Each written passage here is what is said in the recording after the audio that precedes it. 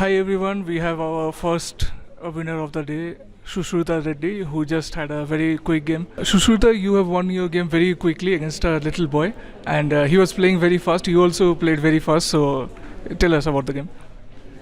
Well, the little child was playing his first tournament, and he is very new to chess. So I thought, let's have fun with each other. And he wanted to have a few more games. And I decided that let's go ahead. And ultimately, he wanted to defeat me.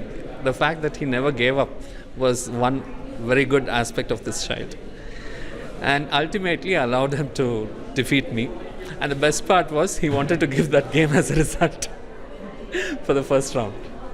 So it's good to see such children. And of course, great to see the ambience of the event as well. It's my first visit, although I work very close by. Great, I would say. Proud of my cousin. We all know that you are someone who eats, sleeps, breathes chess. That you are not only a chess lover, you teach chess to children. You also organize various events throughout the year, continuously, consecutively. How do you find all so much of energy? It is all about doing what you love. Because see, I'll tell you, it goes back about 25 years ago. So 25 years back in the 1990s, we had only about 4 to 6 tournaments in Bangalore.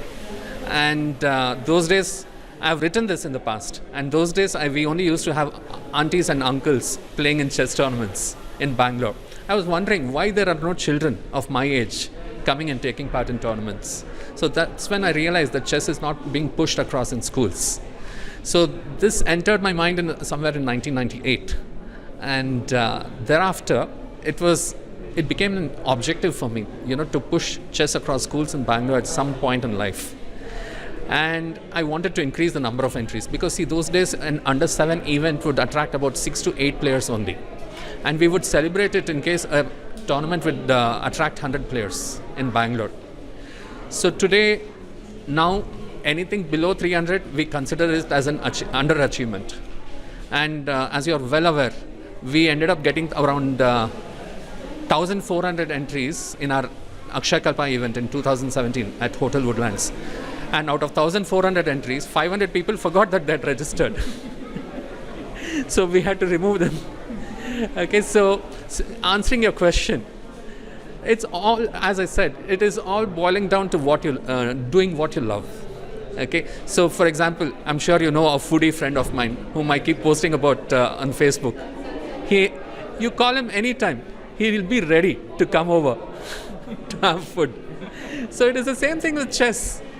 Anytime a chess player, a chess aficionado will be ready over there. So that's the thing. And I'm lucky enough to have entered into a profession which I loved, and I've also clicked in it. You don't see every day everyone clicking in this profession. So that's the thing, I would say. And I'm born with a lot of energy. Lucky. We have seen that the events which you organize, not only you play, but recently you have played one event and won last month, I think at Uttar Pradesh. So can you tell us, how did you win that event? You only teach and organize events, but as a player also, how do you get time to prepare for yourself? So good question. I promise less and deliver more. So if I promise 10 sessions, I give them 15 sessions. Okay, so I plan it up at least about 2 months in advance. And firstly, I did not organize the tournament in Vrindavana, as you said. No, not that. Yeah. So I organized the tournament in April. And during April, one thing that I actually realized is, as an organizer, if I keep my mind focused elsewhere during the games, because during the Bengaluru Open, what happened was I was interacting with a lot of officials as well. And suddenly, I sat in my game and I gave away my queen, just like that. So that gave me a tremendous kick. So thereafter, what happened was I just decided to sit on the board from start till the end. Except for washroom breaks, I would never get up. So this decision of mine created wonders, I would say. So thereafter, I got very drastically improved results. And Vrindavana what I would say, I thought I was vastly superior than all the rest of my opponents. I didn't realize that I actually improved. I actually ended up feeling that my opponents were far more weaker. So what I decided, I thought I'll play the Pune Open event. In Pune, I realized that I've actually improved a lot because I got very good positions in all my games. And again, I'm increasing my rating again. So again, the root cause goes back to the Karnataka State Amateur Chess Championship. I had finished first in the Karnataka State Amateur Chess Championship in the under 1700 section. And I got selected for the nationals. Now, last year nationals, I tied for the second place. Now, you're aware that you need to finish in the top 50 in the nationals in order to play in the World Amateur Chess Championship. Here, I ended up finishing 59th. So, I could not go to the World. I was totally upset, and this was in the 4th week of February. But, that gave me a necessary push. So, what I did was I went away to the United States of America the next month. So from March 8th, I've been working on my own chess improvement on a daily basis. So this is how the results improved. So I've been actually playing a tournament at least once in a week. So from March 8th right until July 7th, I'll be playing. So I'm again going back to US to play a few more tournaments from June 12th onwards. So this is the way it's going. So if not for the debacle in National Amateur, I may not have pushed myself this much. So they say, right, whatever happens, happens for the good. So we call this destiny. So this is how I ended up winning Vrindavan. You mentioned few minutes ago that this is your cousin's tournament. So I guess the organizer himself, CEO Shashi Kumar, is your cousin? Yes, Shashi is my cousin. He's my paternal aunt's son. And he considers my father, Dr. Munir Reddy, as his godfather. And, Shashi he quit chess in 1992 April.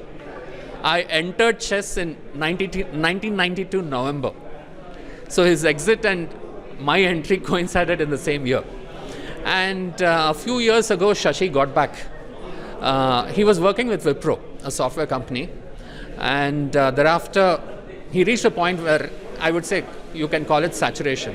He was traveling from one country to another. He was in charge of the entire South India region at Wipro.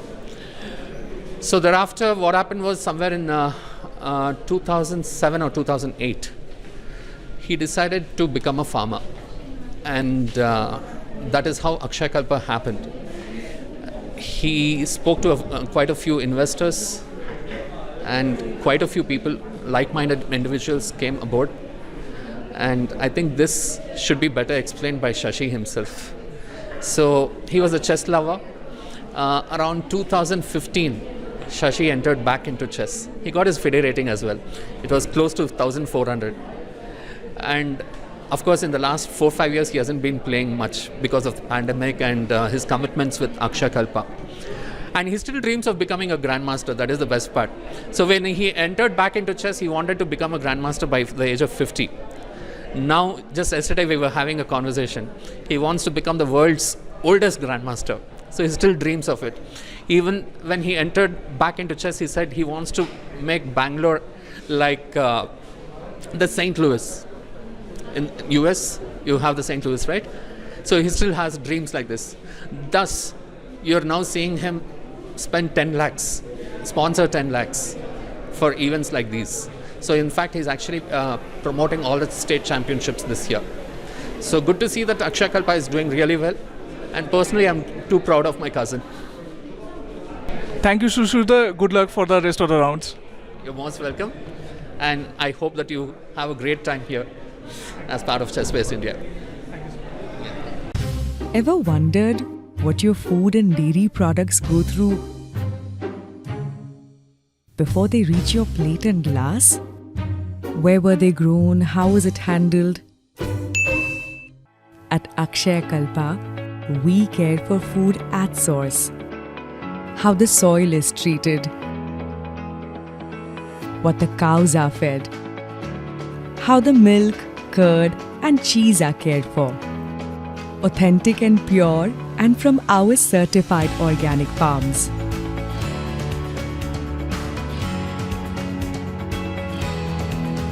Akshaya Kalpa is here to reconnect you to the source of food.